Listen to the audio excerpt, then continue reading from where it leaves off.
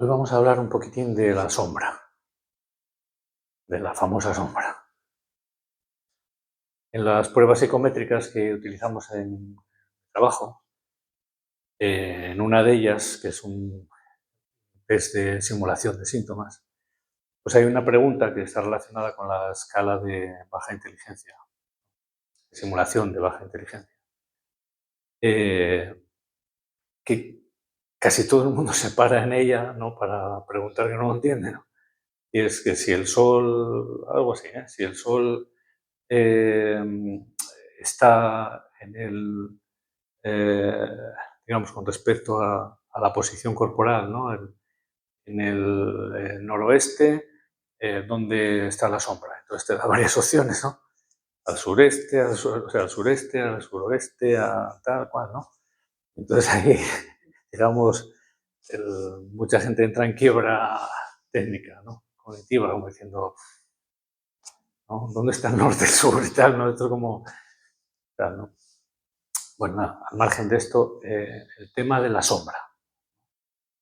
Porque me parece a mí que no se entiende muy bien o muchas veces no contemplamos de manera adecuada esta cuestión, ¿no?, de arquetípica, ¿eh? La sombra es un arquetipo o es una de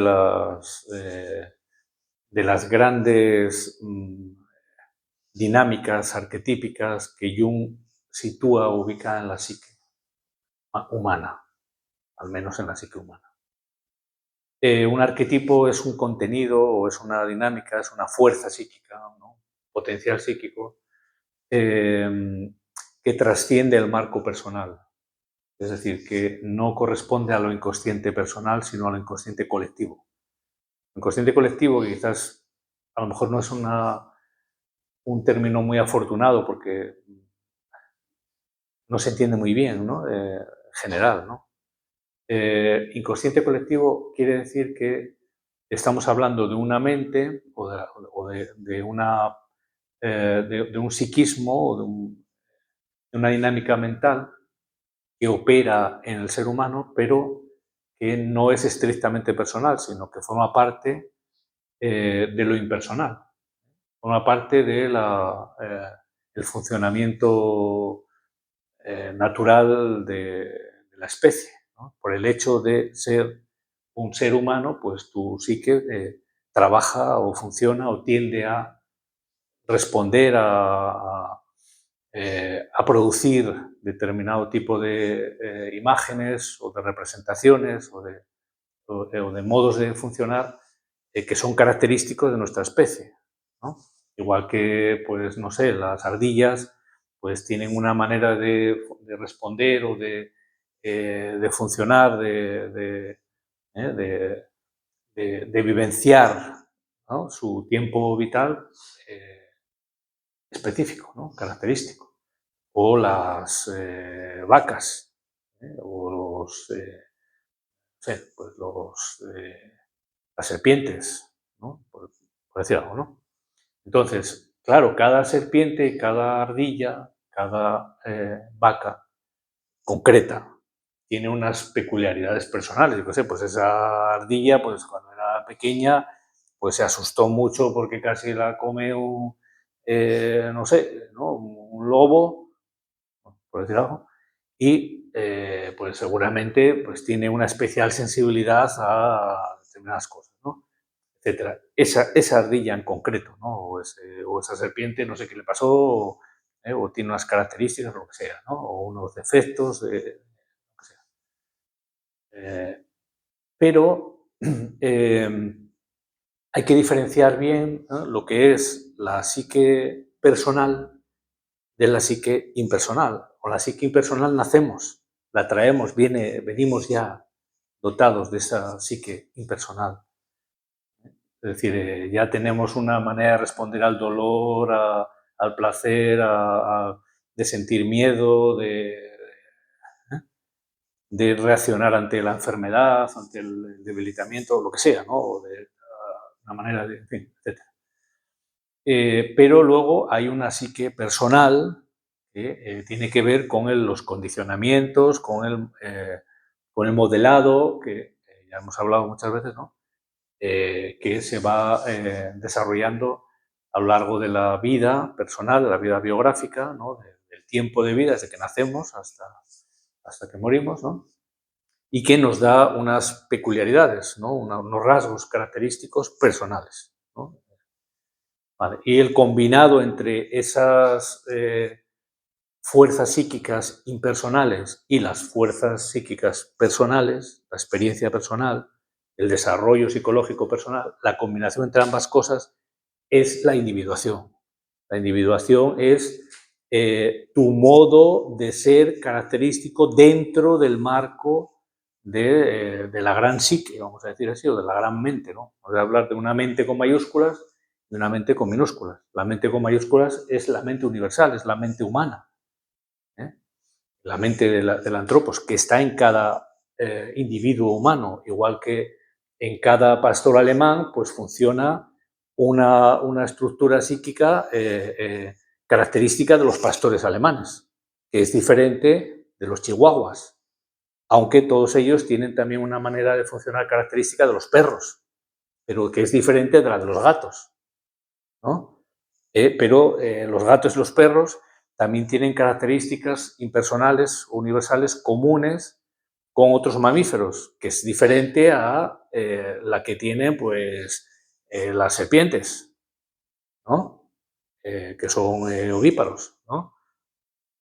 Etcétera, etcétera, ¿no? O diferente de las esponjas de mar o de las estrellitas de mar o de yo qué sé qué, ¿no? Bueno, entonces a donde quiero ir con todo esto es que los contenidos de la psique personal, de la mente personal, tienen que ver con nuestros condicionamientos. Podemos llamarles complejos, condicionamientos, ¿no? Rasgos, automatismos, hábitos, etcétera, ¿no? Que operan en la mente de las personas en función de los condicionamientos, del historial de condicionamientos, de las experiencias, del combinado entre las experiencias, el aprendizaje que uno va teniendo a lo largo de la vida, también con relación a su temperamento, en fin, todo ese combinado, contenidos personales, mente personal. ¿De acuerdo? Entonces tenemos un inconsciente personal que tiene sus contenidos, ¿no? Sus rasgos, y esos rasgos vamos a diferenciarlos de los contenidos de la mente impersonal. Los contenidos de la mente impersonal son los arquetipos, precisamente. ¿Y qué son los arquetipos? Son fuerzas psíquicas, son tendencias, son modos de respuesta, modos de acción o tendencias, predisposiciones a la acción que son características de la mente humana en general, de la mente humana como especie, de la mente, ¿no? De la especie, de la psique de la especie, ¿no? Entonces, ¿por qué Jung lo llama arquetipos? Y también otros autores. Porque arquetipo viene de arché, ¿no? Que quiere decir antiguo, arcaico, y típico, digamos, característico, ¿no? Entonces, es algo que es arcaico, que es de siempre, vamos a decir así entre comillas, y típico. Entonces, de manera típica, pues los seres humanos, cuando están tristes, lloran. Da igual si eso es hace 2000 años, 3000, 150 o ayer. Y que ese humano sea japonés, islandés o de Chile, ¿no? O keniata, o como se diga. Da igual, es decir, hay esta tendencia a responder de manera arquetípica, de manera arcaica y típica. Bueno, entonces hay muchas situaciones arquetípicas, hay muchas fuerzas psíquicas, que son fuerzas de la naturaleza humana, en este caso, que también compartimos con otros animales y demás, ¿no? Por ejemplo, las emociones, los animales también tienen emociones y tienen gestualidad emocional que comparten con nosotros, ¿no? Cuando un animal está decaído, está enfermo y tal, le ves que está decaído, pero a nosotros también nos pasa, porque también somos animales. Todo eso es arquetípico. Y ya afinando más, Jung habla de ciertas potencias psíquicas que tienen que ver con dinámicas arquetípicas en el ser humano, como son el anciano sabio, digamos como una representación de lo que sería la madurez, ¿no? El chamán, ¿no? El chamán que ya tiene mucha vida, que tiene una experiencia, que sabe por experiencia, no por teoría, no por análisis, no por intelecto, no por aprendizaje, ¿no? Sino que sabe por experiencia, porque ha vivido esto, ¿no? Muchas cosas, ¿no? Sabe más el viejo, o sea, el diablo por viejo que por diablo, ¿no? Es decir, ¿no? En el sentido, sabe más por lo arquetípico, ¿no? En ese sentido, ¿no? ¿no? Entonces, bueno, el anciano sabio, digamos, el arquetipo del ánima, ¿no? El animus, bueno, no voy a entrar en todo esto, ¿no? No sé, pues el traidor, ¿no? El salvador, ¿no? Digamos, el rescatador, ¿no? El liberador, ¿no? Etcétera. En fin, hay toda una serie de imágenes primordiales que tiene que la muerte, ¿no? El sanador, todo esto son aspectos que tienen que ver con arquetipos y tal, ¿no? Y uno de ellos es la sombra. Entonces, el tema de la sombra conviene aclarar algunas cosillas, ¿no? Que son interesantes de cara también al asunto que nos tiene aquí, que es la meditación, ¿no? Entonces, ¿qué entendemos habitualmente por sombra? Desde mi punto de vista, de manera excesivamente estrecha o excesivamente limitada o desviada.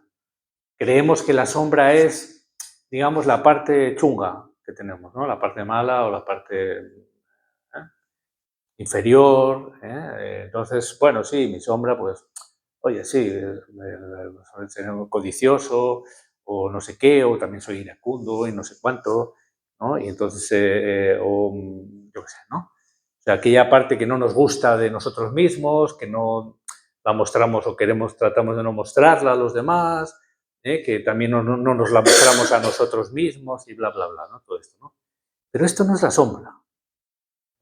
Eso no es la sombra. Eso es algunos rasgos de nuestra personalidad que, bueno, pues que son así, ¿no? Pueden ser, podemos valorarlos mejor o peor, o pueden ser más adaptativos o menos, pero eso no es la sombra. ¿Qué es la sombra? ¿No? ¿Qué es la sombra? Es una potencia psíquica, es una fuerza psíquica, una fuerza de la naturaleza, ¿no? Es algo muy potente, ¿no? Entonces, ¿a qué se refiere? ¿No? Vale, pues desde mi punto de vista, la sombra se refiere a aquello que está al otro lado, que es el antagonista de una situación dada. Es decir, de la misma manera, el ejemplo que puse al principio, que si el sol está por aquí, la sombra va a estar por allá, pero yo la sombra no la veo, ¿no? Porque bueno, a veces la vemos ahí delante y tal, ¿no? Pero bueno, normalmente la sombra es algo que no, ¿no? Aparte que aunque la veas, no ves nada, ves una cosa ahí que no tiene relieve, no tiene facciones, no tiene... Bueno, entonces el tema es que en cada situación hay una contraparte, hay un antagonista, hay un adversario, hay un otro lado, hay algo que tú no ves, que tú no tienes en cuenta, que no contemplas. Por ejemplo, en la vida, la sombra de la vida es la muerte, pero la muerte normalmente no la tenemos en cuenta. ¿No? Digamos, el discurso de la muerte no lo tienes en cuenta, y es una de las cosas, por ejemplo, a las que apela Buda. Buda habla claramente, ¿no?, de que hay algo, es decir, esto es como si nosotros estamos aquí tan tranquilos mientras está viniendo a no sé cuántos kilómetros algo devastador. Pero dice, pero es que esto es lo que nos pasa. Es decir, hay algo devastador hacia lo que nos estamos acercando, ¿no? Es la enfermedad, la muerte. Entonces, tómatelo en serio, o sea, ¿no? Entonces, quiero decir que la sombra es, en este sentido, también algo que complementa la unilateralidad del punto de vista de la consciencia, ¿no? Desde el punto de vista que uno tiene en un momento dado con respecto a lo que sea, da igual lo que sea, ¿no? Es el otro lado, ¿no? Y por lo tanto, casi por definición, la sombra es lo inconsciente, porque lo inconsciente es lo que yo no me doy cuenta, lo que no es consciente, ¿no? Lo no consciente. Entonces yo me doy cuenta de algo, que es X, ese algo puede ser esto, pero hay toda una serie de aspectos de los que no me doy cuenta y que por lo tanto son inconscientes, ¿no? No son conscientes, pero que complementarían esa realidad que yo solamente estoy viendo de manera fragmentaria. Por eso la sombra es tan importante, es tan necesaria, ¿no? Es tan imprescindible, diría yo, ¿no? Para poder completar, para poder tener una visión completa o más completa al menos, ¿no? Una panorámica más realista, más eficaz, ¿no? Más justa de un asunto cualquiera. Entonces, en este sentido, es muy importante que tengamos en cuenta que cuando nosotros nos aquietamos para meditar, cuando nos quedamos quietos y en silencio, exteriormente e interiormente, es decir, ¿no? Suspendemos el análisis, el juicio, ¿no? El discurso, o tratamos de suspenderlo, ¿no? Luego, pues eso funciona de manera involuntaria, de manera en automático y cuando nos damos cuenta, pues lo volvemos a dejar y vuelve otra vez a funcionar, lo volvemos a dejar, ¿no? Pero estamos ahí, ¿no? Y hay tiempos y momentos en los que hay una mayor continuidad de ese silencio, de esa quietud interna, ¿no? También, ¿no? Pero en la disposición meditativa lo que estamos haciendo es descentrarnos.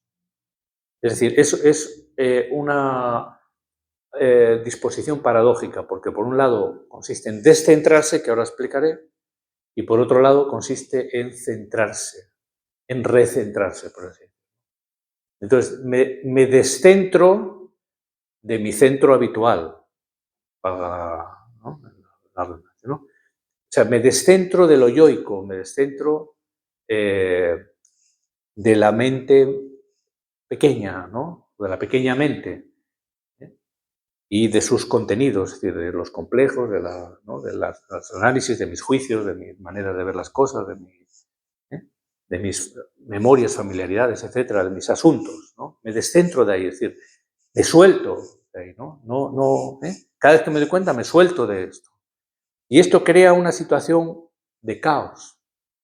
De caos no lo entendamos como una cosa ahí terrible, trágica, ¿no? Sino en el sentido taoísta, ¿no? De caotizar la mente, ¿no? Entonces, me siento y entro en un caos, vamos a decir así, ¿no? En un caos quiere decir que me desprendo, ¿no? Me abandono el orden, es decir, el cosmos egocéntrico. ¿Entiende esto? Abandono el cosmos egocéntrico, ¿no? Y entonces no me interesa nada, no me quedo con nada, no me paro en nada, pero me mantengo despierto, mantengo la conciencia despierto, pero sin control mental, porque el control mental es mente pequeña, mente egocéntrica. Vale.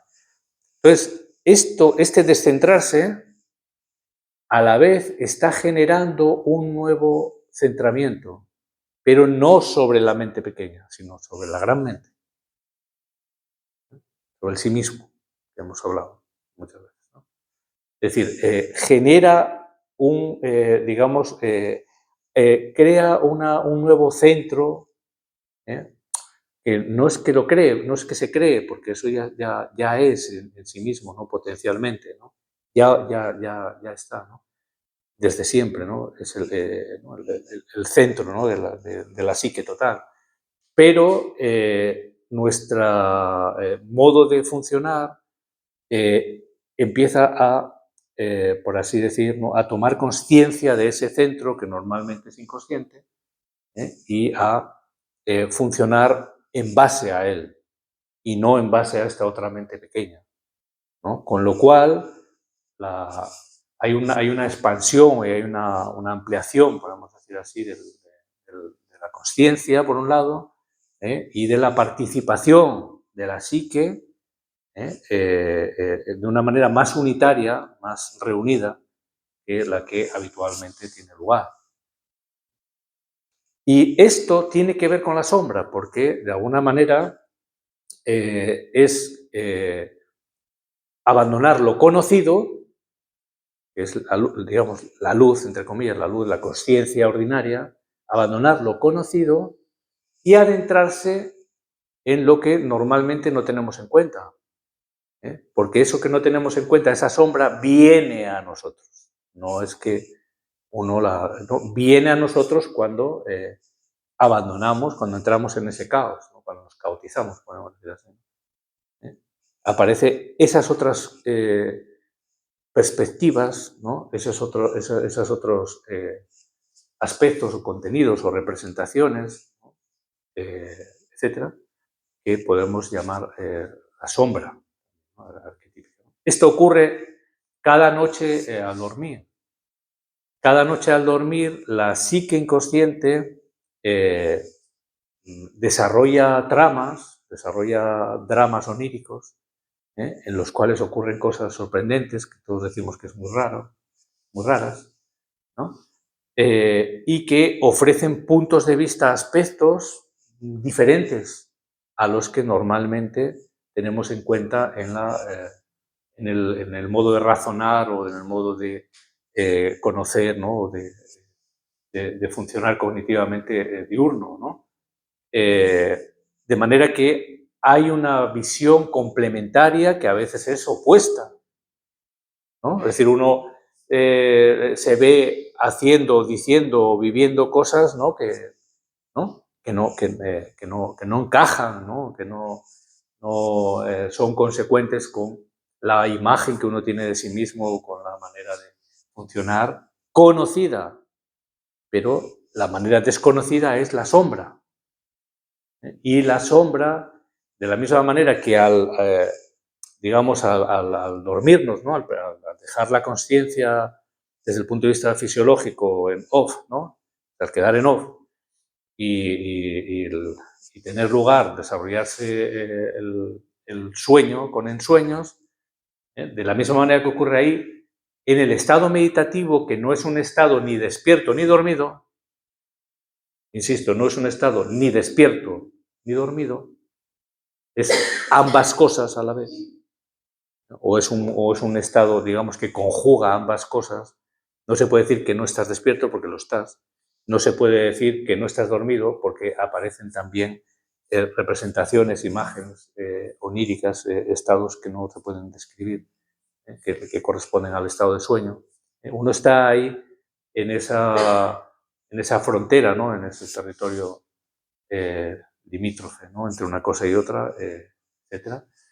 Y ahí es donde, de alguna manera, uno está, por un lado, recentrándose, es decir, volviendo hacia un centro, es decir, caminando o desarrollándose, ¿no? O participando en el desarrollo de un nuevo centro, un nuevo eje de lo psíquico, que luego uno lo puede constatar o lo puede disfrutar, vamos a decir así, ¿no? O se da cuenta de ello en la vida cotidiana, por un lado, y por otro lado, también en la propia práctica, esto tiene también una repercusión reparadora, igual que ocurre también cuando dormimos, en lo psíquico, porque hay podemos decir, ¿no? una reunión, ¿no? Una integración, ¿no? Lo que nos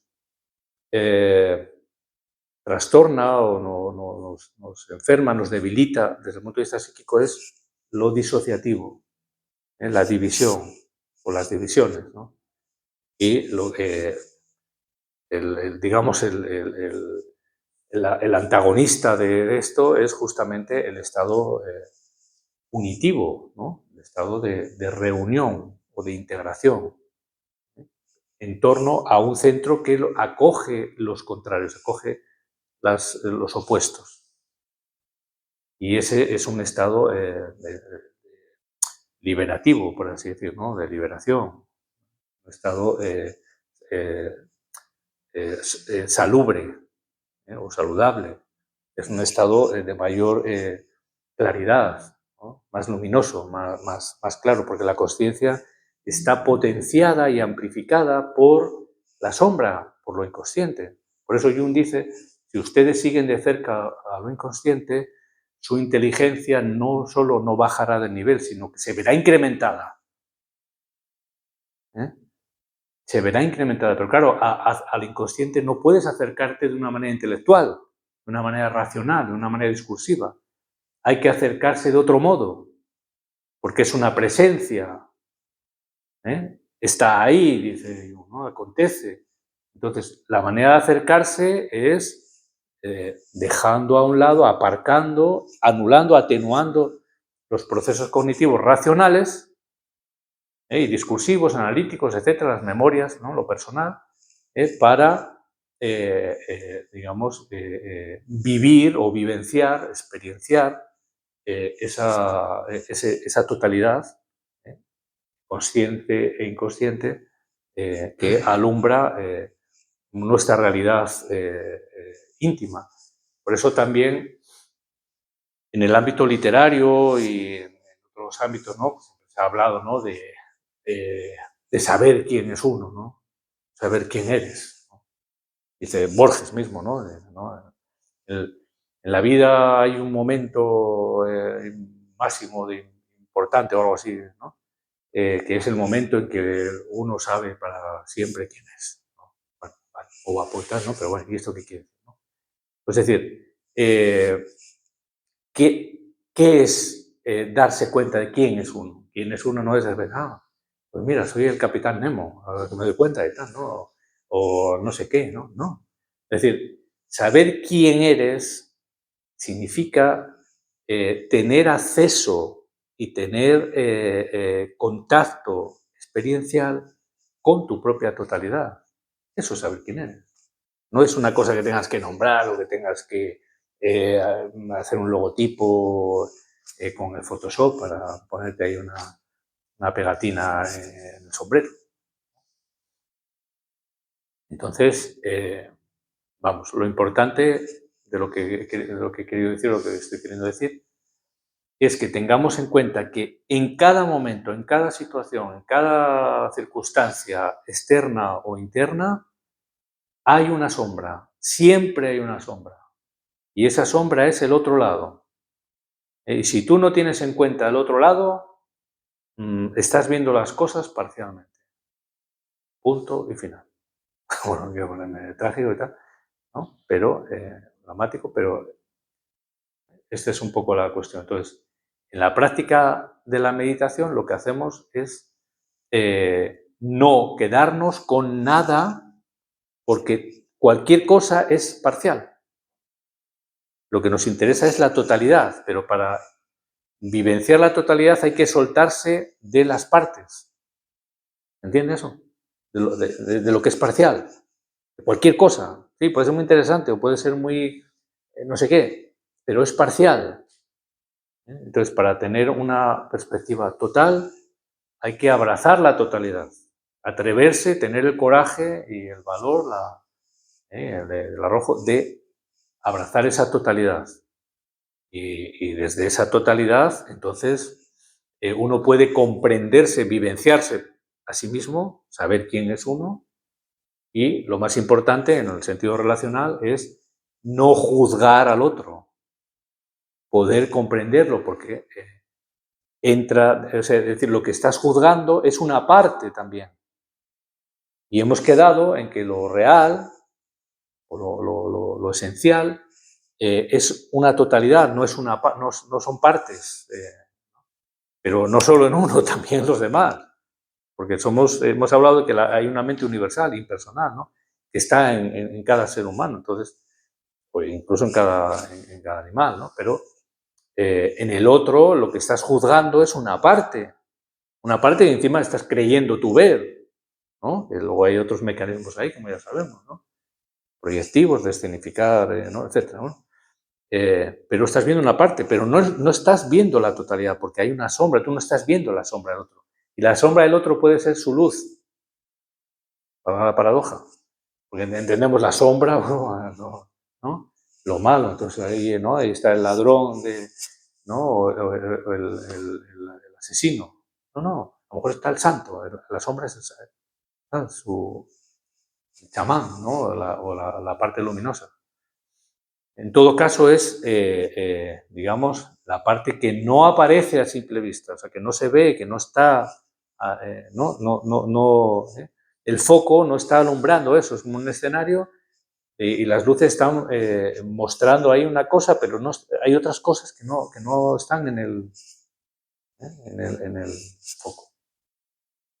Y el foco en este caso es la consciencia, entonces la consciencia tiene que ampliarse y para ampliarse tiene que cautizarse, tiene que de alguna manera bajar en resolución para poder abarcar más campo, ¿no? Es como si dijéramos, si yo concentro mucho el foco, veo mucho, pero solamente de este trocín, ¿no?